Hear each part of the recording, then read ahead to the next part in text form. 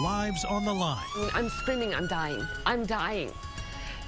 And I would expect a little bit of reassurance that, you know, you're going to be okay. An ambulance company under fire. Can people make mistakes? Can they let their guard down? Sure.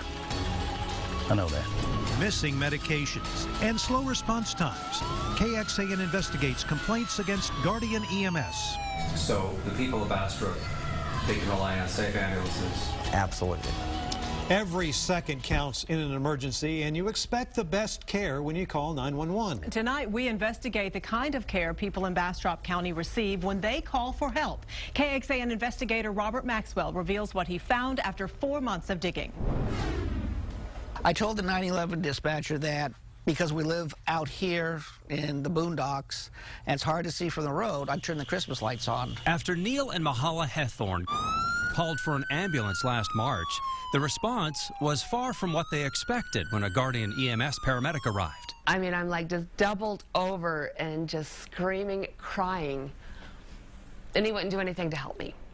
And it was horrible. Mahala had woken up in agony with a tear in an ulcer that would take emergency surgery to repair. Wouldn't touch her. He cared more about those black gloves that arranged them on his hand than helping her get to the gurney. That's their job, to put the patient on the gurney. Theirs is one of dozens of complaints and problems we found with Guardian EMS. Most recently, in October, a Guardian ambulance failed an inspection from the Department of State Health Services. A state inspector determined some medicines were not at required amounts and the ambulance's windshield was cracked in multiple places. And that wasn't the first time. In these two failed inspections from January, Bastrop ambulances were also missing the required amount of medicines on board. And that time, the inspector found a rear tail light was broken and the air conditioning didn't work. Guardian staff say they've fixed the medicine stocking problem. Now, in the company's stockroom, there's a new computer inventory program.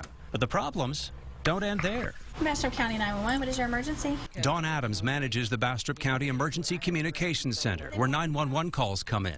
The calls are then redirected to Guardian. Okay, ma'am, we do have help on the way. It's the expectation of the public that when they call 911, they should get instructions on what to do till help arrives. Do you need police, fire, or EMS? Adams says her staff has to stay on the phone because Guardian's dispatchers often don't. Do you consider them a weak link? Yeah, very, unfortunately.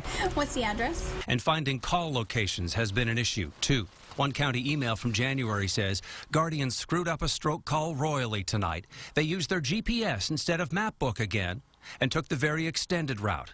They're still lost. One of the reasons why we stay on the phone is because typically, you know, when we get the 911 call, we can plot the address on some very sophisticated 911 maps. Guardian doesn't have any of those tools. Guardian's operations chief, Ross Bradley, refutes the dispatch difficulty. Because that sounds like it's an occurrence that happens every time.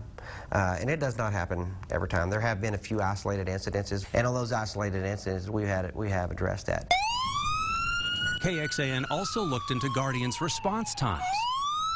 The day we rode along, it took fewer than 10 minutes to get to this rollover. And overall, they are in compliance with the county contract. It requires most of the time and city limits. An ambulance must make it to a life-threatening call in less than 10 minutes.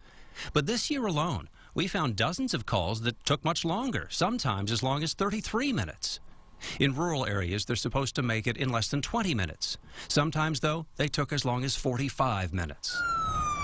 To hold the county accountable, we went to Bastrop's emergency operations chief. Mike Fisher says right now he can't do much about the complaints other than direct them to Guardian. In 2013, are taxpayers in Bastrop County getting the best service from Guardian EMS that they can?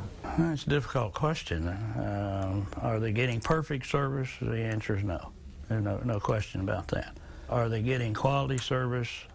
In my opinion, more often than not, high degree, yes, they are. The Hethorns say they didn't get the quality they deserve. This was Guardian's response to their complaint, that corrective action had been taken with the ambulance crew who came to their home in March, and they would contact Mr. Hethorn directly. It's news to me.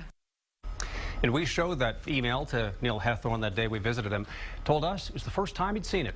We also learned the company's regional operations chief at the time, Mike Taylor, resigned after our investigation started. His supervisor, the man you saw in the story, Ross Bradley, wouldn't specifically say why. Bradley, though, does go on to say he's now bringing in a more of an open management system to reduce errors.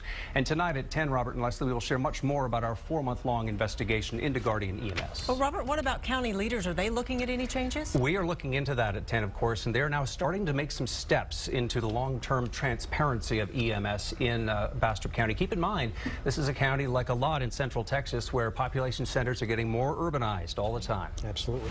Thanks so much. You can check out Robert's story online at KXAN.com. We have more details about Guardian's response times, its inspection reports, and a radio call revealing more problems surrounding this company. That's online now at KXAN.com. And if you have an issue you'd like KXAN to check out, send us an email to investigates@KXAN.com or call our tip line 512-703-5255.